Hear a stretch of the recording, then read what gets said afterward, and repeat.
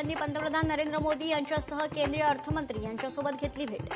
Pune metro उद्घाटनासाठी पंतप्रधानांना निमंत्रण, तर उत्तर विरार सीलिंग प्रकल्पावर केंद्रीय अर्थमंत्री निर्मला सीतारमण यांच्यासोबत केली विशेष चर्चा.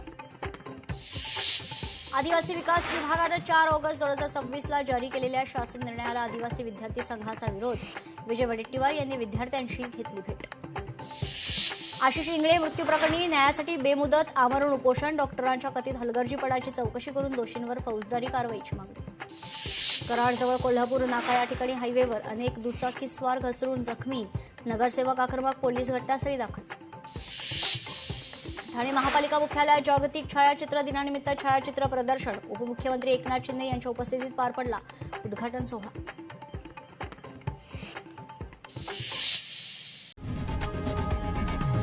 लोकशाही मराठी ऐका, पहा, जागरूक रहा.